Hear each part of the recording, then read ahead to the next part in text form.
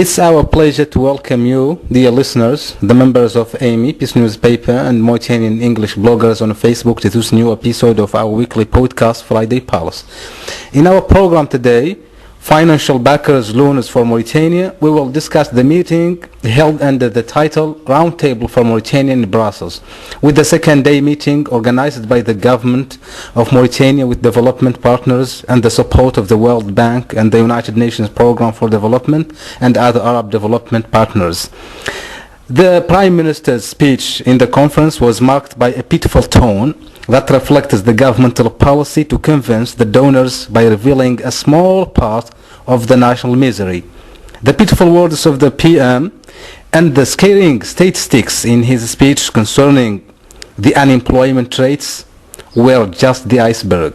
Now, Mauritania will receive $3.2 billion in development aid from international donors as reported on Wednesday, July 23rd. At the conclusion of the two-day roundtable, Prime Minister also said that the pledges were beyond all expectations. Mr. Ali Sheikh, what do the common people expect from these financial loans? Thank you, Talib.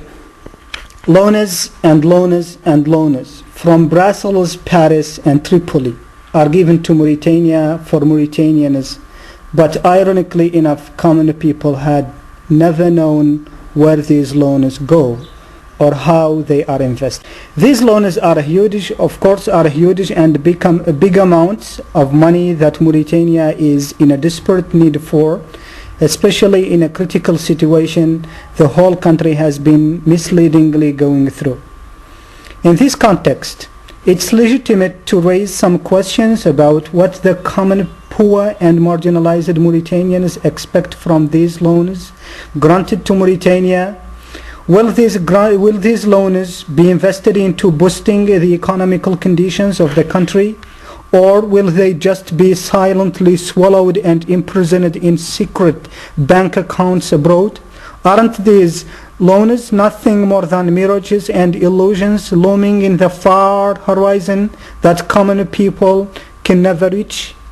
I think it's relevant to say that we are talking about loans, not donations or endowments. Loans above all mean debts given to a country on a long-term scale development. These loans are to be returned by the upcoming generations within the set limits or term of payment. We need to remind ourselves that these loans are given for the sake of poor Mauritanian eyes, not for the pockets of the already rich, luxurious and corrupt minority. I hope that these loans will be invested for the development and improvement of our beloved country, Mauritania. Or then, shall we cry the beloved country as Alan Paton cried it once? Thank you very much. Thank you, Ali Sheikh. I hope our people will not cry. In the 2007, Mauritanian government was talking about Paris meeting and the 2008-2010 plan of development, and now they are talking about Brussels and maybe somewhere else next time. Mr. Mohamed Bouya, does the majority of Mauritanians know about such important events related to such important European capitals, Paris, Brussels? Thank you very much, Talib, for the interesting question. I am extremely amazed at our situation in Mauritania. I saw no Mauritanian protesting in the streets of Nouakchott, telling the world that these loans will not reach them and their sons will not be able to pay back.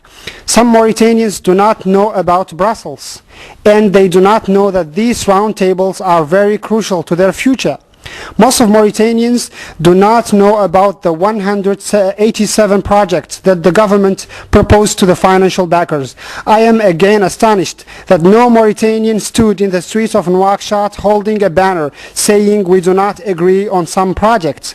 But I should thought of it. International crises are more important to us Mauritanians than our domestic affairs. Yes, that is the key to it. And when there is no TV channel that instigates them to go to the streets to protest, they will never do. It is clear that Mauritanians should have protested to show what they think of Brussels Round Table, at least to show that they care, about the future generations, because it is obvious that future generations will not be able to pay back. Finally, most of Mauritanian websites posted news items saying that Mauritanians congratulate themselves for this piece of news. But I wonder how they congratulate themselves of something they will never smell, as the saying goes. Yet I wonder at the collective wisdom that says fish and petrol have bad odors and they did not smell them. Please, Mauritanians, entertain yourselves with the billion-dollar figures and sleep in order to wake up in the middle of the nowhere. And thank you very much. Thank you, Mohamed Bouya. On mentioning projects, the government has declared 187 projects of development on its agenda in the roundtable. Mr. Mohamed Yahya, could you please enlighten us by talking about these projects? Are they really long-sighted projects? It's true that the government has well prepared for the Brussels meetings, and the goal was getting enough hard currency to finance 187 projects. It seems that these projects related to development, but we don't know more details about such so-called projects. All what I know is that people of this country are extremely in need to the assistance, and the financial backers did well when they provided Mauritania with more than $3 billion. This huge amount of money is capable of changing the economic and social life in Mauritania if it's well managed. It's not the first time that Mauritania gets huge loans, and I'm sure it will never be the last. The Prime Minister admitted 2 days ago in Brussels round tables that 40% of Mauritanian people are under the line of poverty. In addition to that, there are so many challenges such as drug smuggling, terrorism, clandestine immigration, and so on. The latest statistics showing that 420,000 people are jobless, basically of youth. It seems that the situation is terrible, and the international community has been very comprehensive. Well, now the public treasury is supposed to be full of money, at least to achieve the 187 projects that have already been introduced to the financial backers. I hope the actions speak louder than words. At least, let's wait and see. Thank you, AMI administrators, Mr. Ali Sheikh, Mr. Mohamed Bouya, and Mr. Mohamed Yahya. Thank you, AMI dear listeners, wherever you are. Till our next podcast, this is Abdul Muttalib. Have a nice time.